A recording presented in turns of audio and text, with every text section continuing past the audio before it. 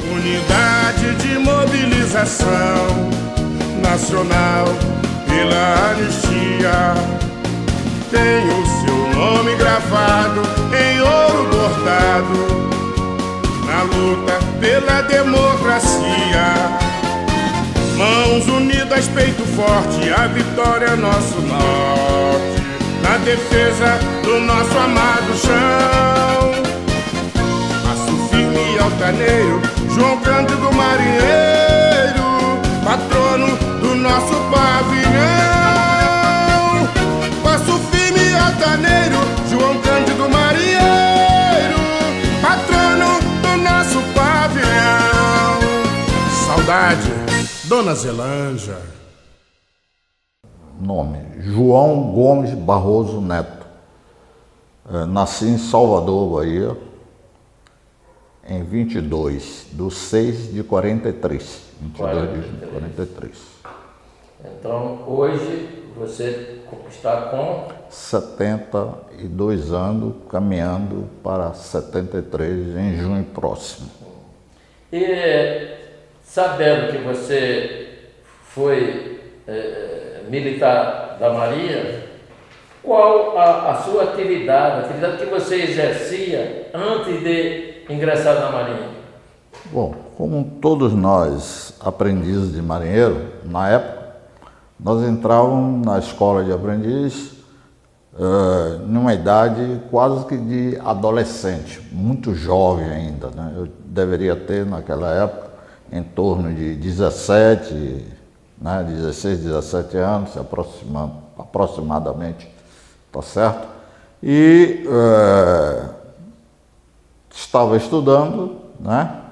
Mas havia da parte do meu pai, né? Que sempre, apesar de não ter sido militar, mas era uma pessoa assim, com uma formação, tá certo? Com idealismo militar, né?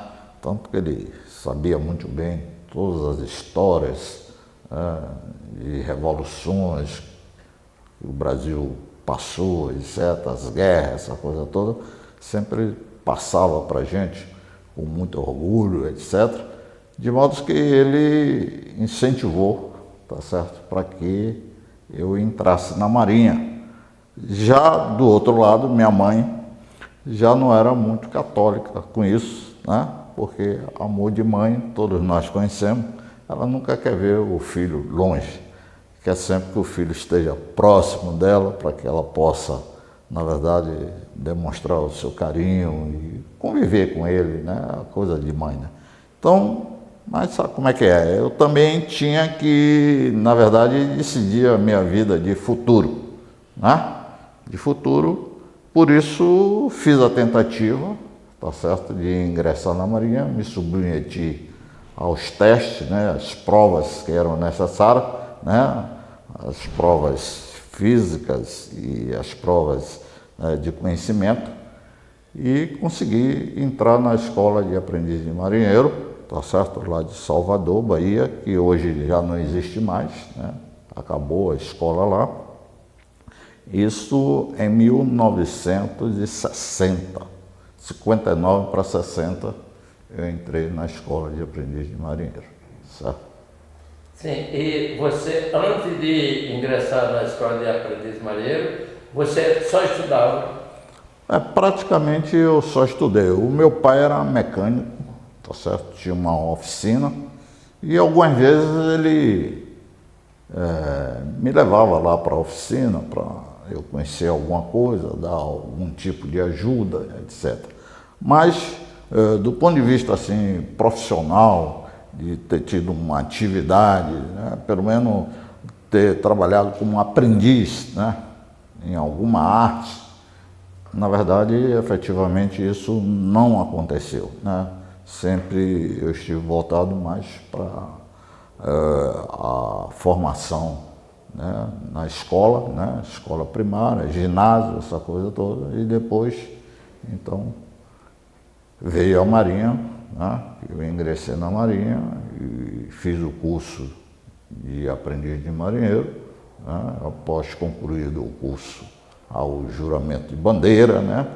E a gente então recebe o título de marinheiro, tá certo?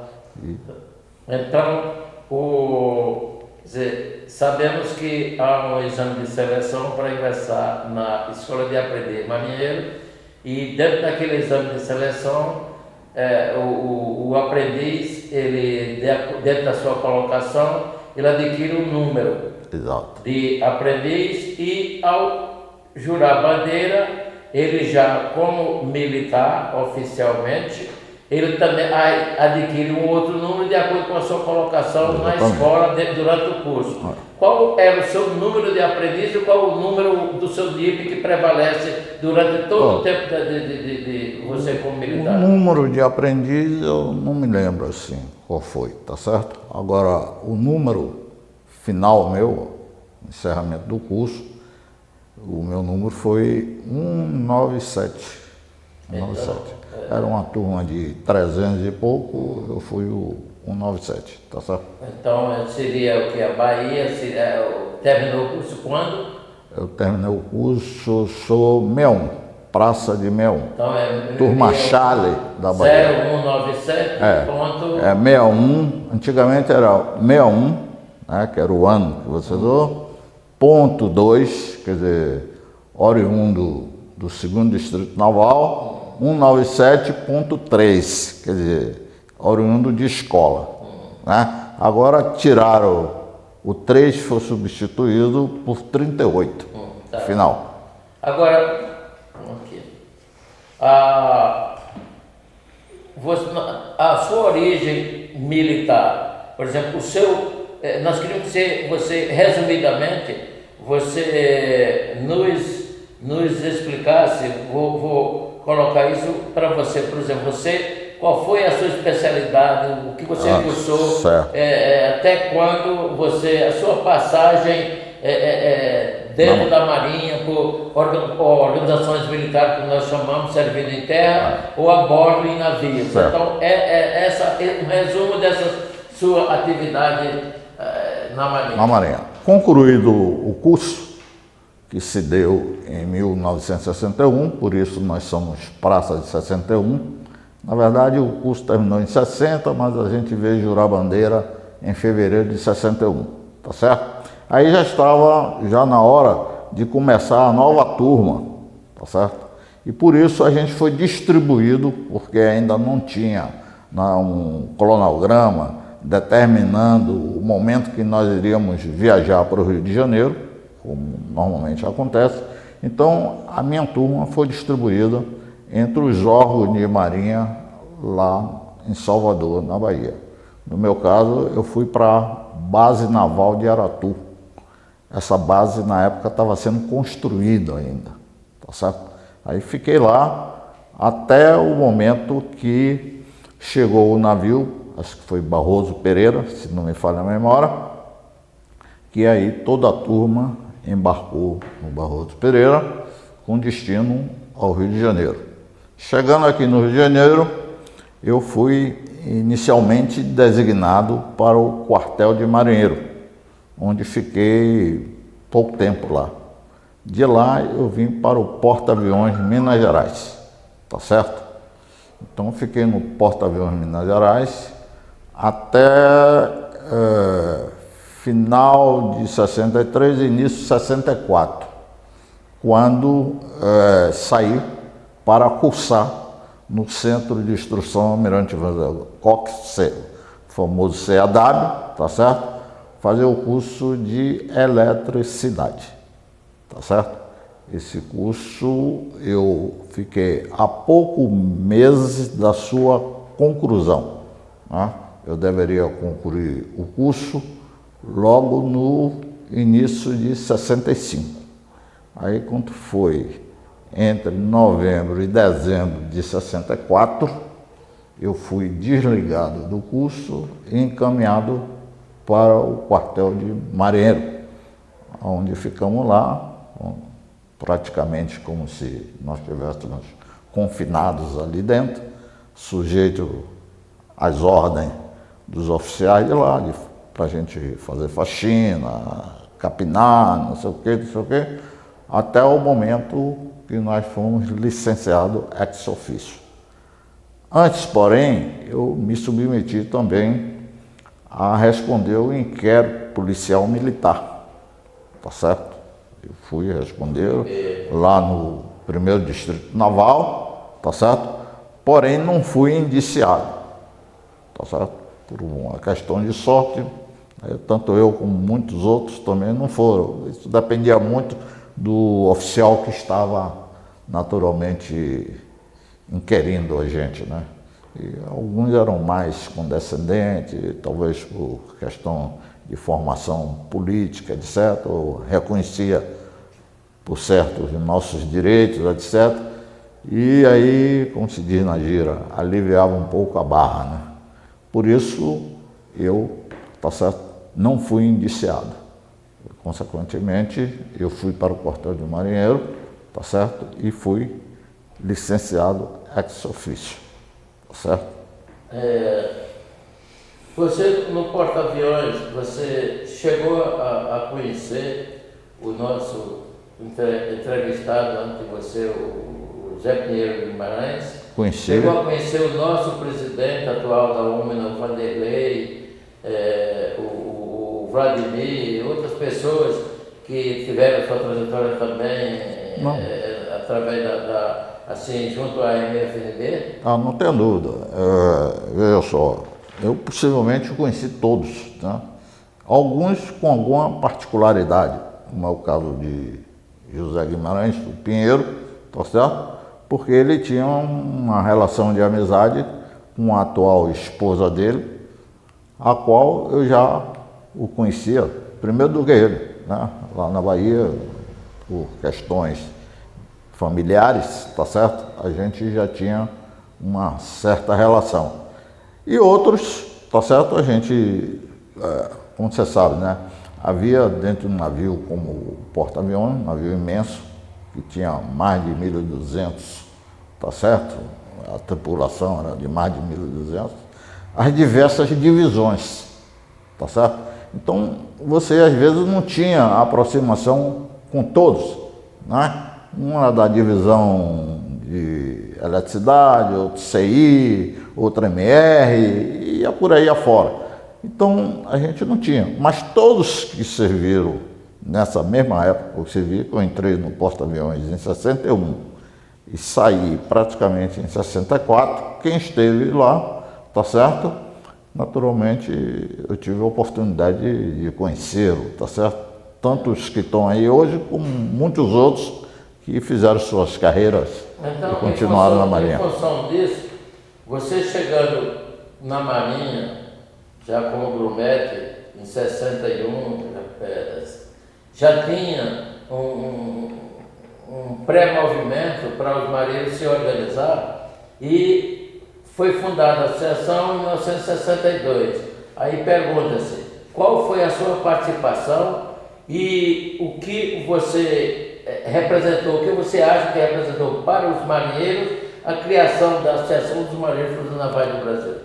Veja só, tem alguns colegas, né, que falam o seguinte, que na verdade eles não sabiam o que é que estava acontecendo e que foi a associação pensando que era só uma festa que ia acontecer, etc, etc.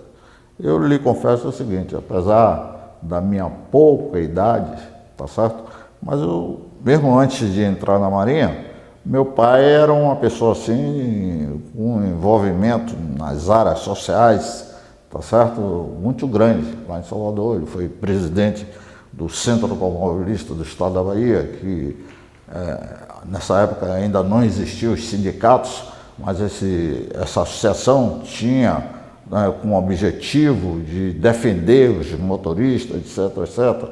Né? Na área social, ele foi presidente do Palmeiras da Barra, um clube social que tinha lá, onde ele teve a oportunidade de receber Getúlio Vargas, tá certo?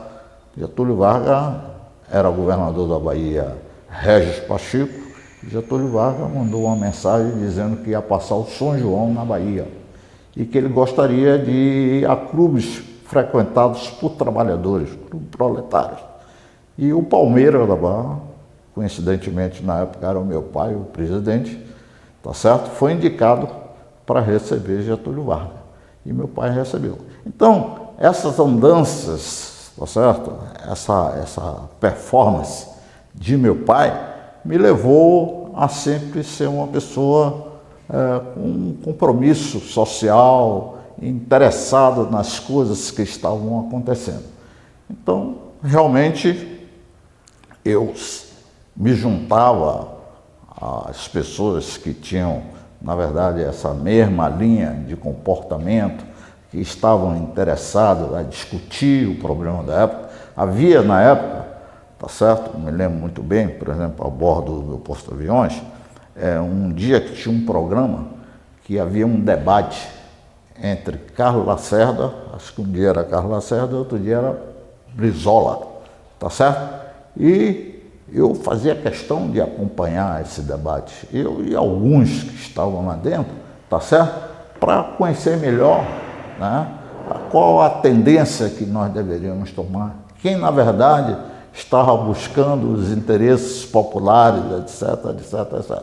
Então, essa minha formação, essa maneira de entender, tá certo, e de aplicar, né, a minha vontade, fez com que eu, tá certo, sem ter sido diretor da Associação de Marinheiros e Fuzileiros Navais, mas era um colaborador, tá certo, atento, conversando, mostrando às pessoas o melhor caminho, o que é que deveria acontecer para diante, o que é que a gente está buscando, tá certo? Porque, na verdade, a gente vivia um clima de injustiça e antidemocrático, né? Porque os nossos direitos não eram reconhecidos, nós ficávamos sujeitos por menor que fosse a falta cometida por você, tá certo? A um regime de prisão, a uma coisa que realmente toca muito a qualquer um de nós, que eu acho que talvez já tenha sido banido da Marinha, que era aquele negócio, você vai para o livro de castigo.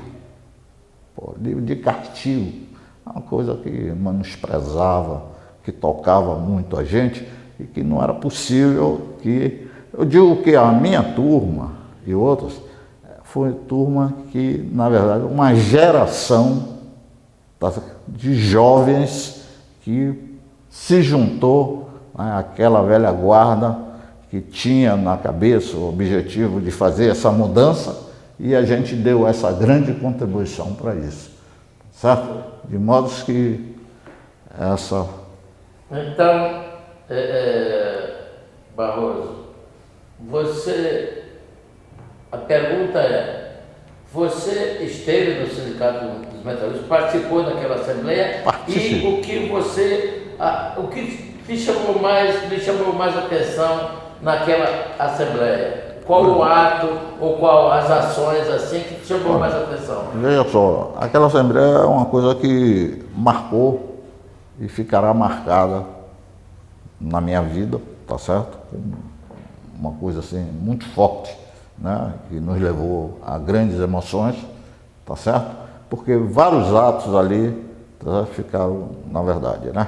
Então, foi primeiro o seguinte, eu tive a oportunidade de sentar ao lado de João Cândido, que esteve lá na Assembleia, tá certo? E começamos a conversar com ele, coisa e tal, e ele disse, não, meus filhos, não desistam, tenham força porque a vitória é nossa, vamos garantir isso, não desista, tenha força. Quer dizer, levou o seu incentivo e, veja só, a gente ter tido a oportunidade de conversar com João Cândido é uma marca que fica para todo o tempo. Né? Aquele homem que acabou com a chibata na Bahia, na Marinha, e quiçá, tá certo? Há grandes escritores aí, tá certo? Os estudiosos que entendem que a abolição da escravatura se deu naquele ato também. Nós tivemos lá em Salvador um debate muito importante sobre isso, tá certo? Historiadores de grande conhecimento, tá certo? Pessoas estudiosas na matéria.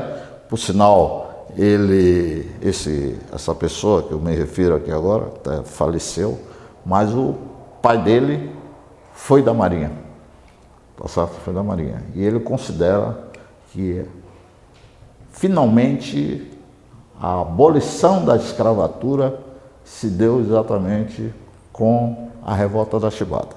Por que isso? Porque a grande maioria dos marinheiros eram pretos, negros, vindo do Nordeste, né?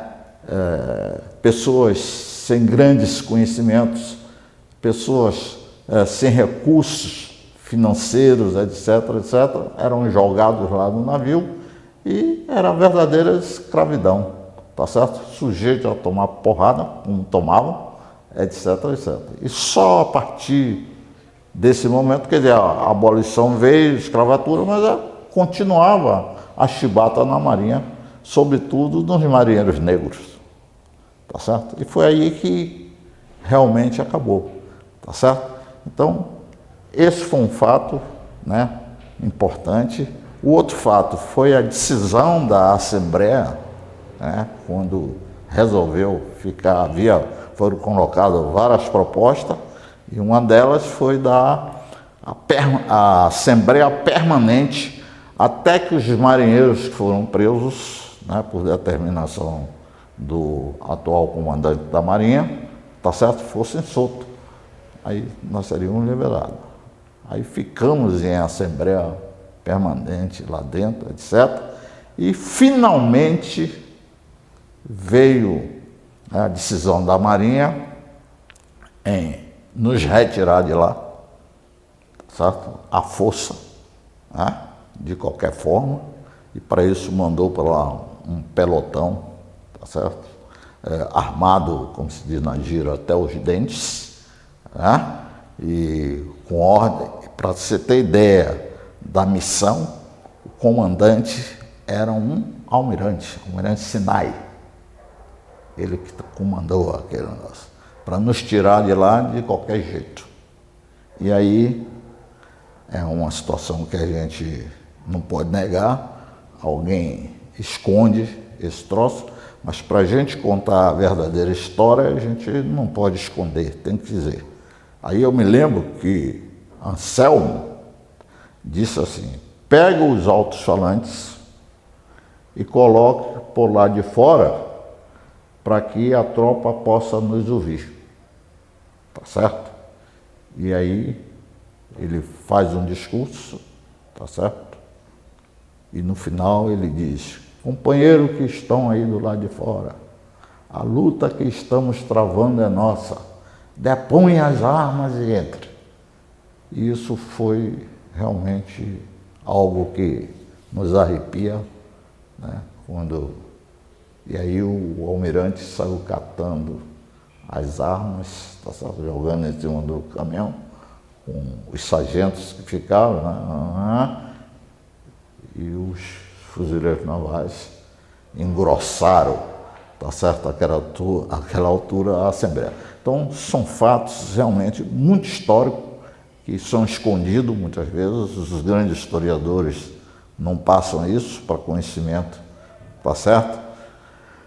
Dos brasileiros, porque são fatos muito importantes. Prosseguindo, de que você, no limiar da sua carreira militar, quer dizer, você sendo incorporado em 61, aí logo em 64, ou seja, mais ou menos com 3 anos, ou menos de 3 anos. Eu fiquei, vamos dizer assim, 60 a 64, Pois é. quer dizer, 6 anos, ou 4 anos e meio de marinha, por aí, assim. De 60, não, você falou que era para 61. É 61, mas eu fiz o ano de aprendiz. Não, eu não sei contar o ano de aprendiz. Exatamente. Eu fiquei 61, 62, 63 e 64. 4 anos. Então, praticamente 4 anos, no limiar da sua carreira, você foi atingido pelo golpe militar e foi licenciado ex officio. Agora nós perguntamos, de que maneira o golpe, você foi licenciado, já estamos dizendo que já é um golpe, de que maneira esse golpe lhe atingiu a sua pessoa e o que você, a partir do golpe, quer dizer, como te atingiu naquele primeiro momento e depois, como é que você veio sobreviver a ele e o que conseguiu fazer fora da Marinha? Bom, A partir então. o golpe me atingiu de forma direta, evidentemente, porque àquela altura dos acontecimentos, eu já tinha praticamente um projeto de vida que seria ser militar, né? Já cursando, tá certo? Então, tudo estava sendo organizado no sentido de que eu pudesse crescer na Marinha, tivesse as promoções, etc, etc, e me estabilizasse dentro dos limites que a corporação nos oferecia, tá certo? Então, de repente, você recebe, né, um golpe, né, em que você vai ter que se afastar da Marinha, e esse golpe sob ameaças, porque você não sabia finalmente o que é que ia acontecer, você estava sujeito a ser preso a qualquer momento, a ser torturado, e etc, etc, como de fato, né, se não houve a tortura física, mas houve a tortura mental, porque eles toda hora nos chamavam para conversar, para isso, para aquilo, chamando a atenção da gente, mostrando que nós tomamos posição errada e que estávamos sujeitos a isso ou aquilo outro, né? De modo que me atingiu, tá certo? Diretamente, por eu ver a minha carreira interrompida. Segundo, né, em tendo saído da Marinha, tá certo? Recomeçar tudo de novo com uma situação adversa, porque todos aqueles que foram colocados para fora da Marinha, tá certo? Principalmente da Marinha, naquele momento, quando tinha a oportunidade de conquistar um emprego, submeter a um concurso, a um teste, etc, etc, quando você provava, né, que pedia seus documentos, que você mostrava que tinha sido licenciado, tá certo? Naquele período, normalmente eles não deixavam você entrar, não deixavam você trabalhar, ou quando muito você às vezes começava a trabalhar e depois eles lhe demitiam. Então você viveu esse jogo, né, de como poder organizar a sua vida dali para frente, né? Aí isso exigiu de você maior esforço, né? Aí houve uma retomada da minha parte. Eu fiquei algum tempo aqui no Rio, né, cheguei a trabalhar num lugar, mas saí, coisa e tal, e a minha família, tá certo? É algo também que eu quero aqui expressar a minha consideração, o meu respeito, o meu reconhecimento, tá certo? Insistiam para que eu voltasse para Salvador, tá certo? E aí, finalmente, eu resolvi voltar para Salvador e recomecei a minha vida. Recomecei voltando a estudar, tá certo? Voltando a estudar. Adiante eu consegui um lugar para trabalhar, entrei numa firma de construção civil, tá certo? Para trabalhar no escritório, mas lá eu era registrado como se fosse um peão, um servente, qualquer coisa, para não chamar muito a atenção. Aí comecei a trabalhar e estudei no Colégio da Bahia, me envolvi de novo, tá certo? Porque a essa altura ainda havia, tá certo, um processo de resistência à Revolução de 64, principalmente pelos estudantes, e lá o Colégio da Bahia é um colégio forte, né, no ponto de vista ideológico, na defesa da democracia, etc. E a gente teve que ser presente nisso. E aí eu fui estudando, me submeti a vestibular, passei e fiz ciências contábeis, me formei em ciências contábeis, e aí os caminhos se abriram e ficaram mais fáceis, porque eu tive a oportunidade de trabalhar em grandes empresas, etc, etc, e até depois, né, quando veio a anistia, no serviço público. Trabalhei na Prefeitura de Salvador vários anos, fui gerente, fui coordenador de serviço, essa coisa toda, e por aí foi a minha vida, né? Depois que me aposentei, ainda hoje, como pequeno empreendedor, né? Tem um restaurante que funciona lá no Garcia, no bairro onde eu moro, tá certo? E que lá é assim um quartel-general das coisas lá do Garcia, das coisas boas do Garcia. Lá a gente recebe políticos, aqui deputados, vereadores, etc., que vê no Aconchego da Azul um ponto de referência. E ao lado da nossa casa funciona a nossa associação, que é o Núcleo de Apoio aos Militares Anistiados Políticos sediados na Bahia. Tá certo? Fica ao lado da nossa casa e que até hoje tem um funcionamento importante. Bom, aí veio, depois do golpe e tal, veio os governos militares seguidos, e até que veio a emenda 26, foi a primeira anistia, onde você e outros companheiros não foram contemplados com essa anistia. Nós fizemos tentativa nesse sentido, mas a Maria negou. Aquela anistia incompleta. Aí veio a fase da Constituinte, e veio a Constituinte de 1988, que também você e os outros ficaram de fora daquela anistia de 88, exatamente, mas com uma brecha para seguir no judiciário, luta pelo judiciário, e a luta pela anistia continuou. E com isto foi criada, quer dizer, inclusive a conselho do próprio elemento que criou essa brecha para nós entrarmos no judiciário, nos orientou que vocês querem continuar lutando pela anistia, então criem associações. Aí foi criado na ocasião, como não tínhamos anistiado, a União dos Militares Não Anistiados, UMINA, que é a atual Unidade Nacional pela Anistia. Aí perguntamos, qual foi a sua participação nessa luta, na criação da UMINA, né, naquela União dos Militares Não Anistiados, e mesmo você estando na Bahia, que sabemos que você sempre esteve presente lá em Brasília naquelas ocasiões da Constituinte. Exato.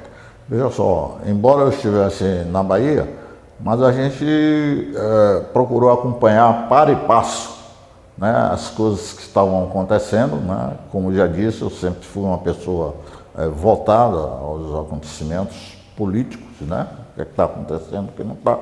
Por isso, eu passei a ter informações, tá certo, de diversos companheiros, né, do que estava acontecendo, como é que estava o movimento lá na Bahia, mesmo antes da criação do núcleo de apoio hoje, havia um certo interesse, um certo grupo que vivenciava essa situação, né?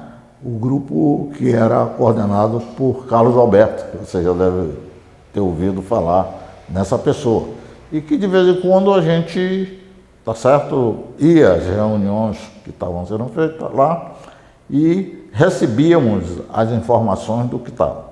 E sempre que possível, a gente se incorporava, né, às delegações que vinham para Brasília, tá certo, para, vamos dizer assim, buscar forças e reforçar a reivindicação junto aos parlamentares, no sentido de que nossa anistia fosse contemplada. Lá na Bahia, tá certo? É uma questão justa, novamente eu falo dizer, embora hoje não sei bem a posição dele politicamente falando, tá certo? Porque eu soube que ele se desligou do PT, que é o Walter Pinheiro, tá certo? Mas o Walter Pinheiro foi um interlocutor nosso, dos marinheiros, porque ele, se você buscar lá nos anais da Câmara, os discursos dele a favor da anistia era sempre a favor dos marinheiros. Ele defendia os marinheiros acima de tudo. Então nós tivemos sempre com o Walter Pinheiro, que passava para nós as informações, como é que estava, e que nos orientava o que é que a gente deveria fazer, e sempre que possível vinha a Brasília também inúmeras vezes, tá certo? Inúmeras vezes, né? Algumas vezes eu, Melo, etc, etc. Reconheço que o Melo veio mais vezes do que eu, mas eu também vim muitas vezes, inclusive junto, eu e Melo, muitas vezes tivemos aqui nessa luta. De modo que eu nunca me afastei, sempre estive atento do que estava acontecendo, tá certo? E procurei dar a minha ajuda, a minha colaboração, tá certo? Pelo menos mentalmente, né? Passando energia, força, no sentido de que as coisas acontecessem. Tá. E, companheiro Barroso, veio a Constituinte e depois da Constituinte foi fundada a União dos Militares Não Anistiados, e tendo como seu primeiro presidente o nosso advogado, que já era advogado, Lourenço Senna, né? Então, com a brecha que foi dada na Constituinte, começou-se a entrar com processos no Judiciário. A pergunta é, você foi reintegrado como anistiado através de processo no Judiciário ou após a criação da Comissão de Anistia, com a Lei 10.559, a partir de 2002? Eu fui reintegrado por força da Lei 10.559, anistiado através da Comissão de Anistia, embora tivesse um processo em andamento, mas esse processo só foi julgado depois que eu já estava anistiado. Tá certo? Certo. Então nós entendemos como você foi reintegrado, já com o processo no Judiciário, mas a Comissão de Anistia veio antecipar a sua anistia política. Antecipar a minha anistia política. E hoje você é um anistiado político-militar, como diz, ficou caracterizado aqueles que passaram, que foram anistiados pela Comissão de Anistia. Exato. Agora, então, a sua trajetória nós consideramos, não só você, mas nós consideramos você também um dos grandes vitoriosos, porque você sobreviveu, você se transformou, como você falou, num empreendedor de sucesso, aquele restaurante ficou muito conhecido em Salvador. Então, com tudo isso, qual a pessoa e quais as pessoas que você considera, com todas essas dificuldades, se você ter passado por essa dificuldade, que você considera importante na sua vida, na sua trajetória de vida até hoje? Olha, veja bem, é como se diz, em uma trajetória de vida como a minha, né, a gente se envolve em várias coisas, a gente se liga a diversas situações, etc, etc. Mas eu colocaria, como para mim tudo foi fundamental para que eu pudesse ultrapassar essa situação, a minha família. Tá certo? Coloco como primeiro lugar, porque ela me deu todo o apoio. Basta dizer o seguinte, naquele tempo a gente muito jovem, etc, e mesmo um pouquinho mais para trás, A gente, por exemplo, houve um momento que a gente ainda não tinha uma formação completa e falar que você era comunista é como se você tivesse sendo colocado como, vamos dizer assim, um diabo, uma coisa que não presta para nada. Então você tinha medo da sociedade reconhecer você como isso. Tá certo? Quer dizer, criaram um mito, uma situação. Então, naquele momento, você saiu da Marinha porque subversivo. Tá certo? Então, você convencer as pessoas que naquele momento eram reacionárias por força, não porque elas quisessem, mas o próprio regime levava ela a essa situação, e você conseguir voltar a ter o carinho, ser recebido com a mesma distinção, as pessoas se colocarem à sua disposição para estar ao seu lado, fazer com que você retome a sua vida e possa ser um cidadão digno na vida. Então a gente tem que prezar aqueles que naturalmente não tiveram esse apoio, possivelmente tiveram grande dificuldade, podem ter até vencido, mas tiveram grande dificuldade. E eu, graças a Deus, tive esse apoio dos meus pais que ainda eram vivos, dos meus irmãos, da família como um todo, e aí eu pude chegar onde eu cheguei, tá certo? Hoje eu não sou rico, me sinto uma pessoa pobre, apesar de ser um empreendedor, mas eu tenho que dizer o seguinte: dinheiro que é bom eu não consigo ganhar, tá certo? Tem muita dignidade. Dignidade, e faço lá do meu restaurante vamos dizer assim, uma ponte social, onde lá outras entidades se reúnem, como nós temos lá, por exemplo, o Centro Cultural Nelson Rufino, que é um grande compositor. Nós temos lá um grupo de senhoras, tá certo, que fazem teatro, poesia, que é o Viva a Voz, elas cantam, etc, etc. Nós estamos agora lá no Garcia com um projeto Garcia Faz Mais, tá certo? É um menino que foi lá do Garcia e que fez engenharia, depois ele fez mestrado, fez doutorado, hoje ele é professor aqui da UF, em Vitória, né? Da Universidade de Vitória, e por uma questão, e aí ele se envolveu em inúmeros projetos e ele resolveu levar esse projeto lá para o bairro do Garcia, e que esse projeto atua lá dentro do Aconchego da Zuzu, que serve como sede e do qual eu faço parte. É um projeto em rede, tá certo? Que a gente quer dar dignidade às pessoas que moram no bairro para saber o que reivindicar, como pede, a sua força, né, de cidadão. Concluindo, companheiro Barroso, você que foi um dos idealizadores desses encontros da UMINA, dos estados, provavelmente começando pelo Nordeste, e achamos que cada ano se firma mais. Exatamente. O que você acha desse encontro e, resumidamente, as suas considerações finais? Eu acho que esse encontro é por demais importante, tá certo? Porque ele tem duas vertentes, pelo menos, importantes. Uma, de fazer com que a gente renove a amizade, né? Porque a gente vê velhos companheiros de 50, 60 anos atrás, novamente junto com a gente, cada um colocando os seus problemas. E a outra vertente é a nossa preparação política, tá certo? Eu acho que a gente é uma sociedade política também, em mostrar, tá certo, aquilo que é de melhor, né? E aquilo que a gente tem que defender em função daquilo que a gente conquistou, tá certo?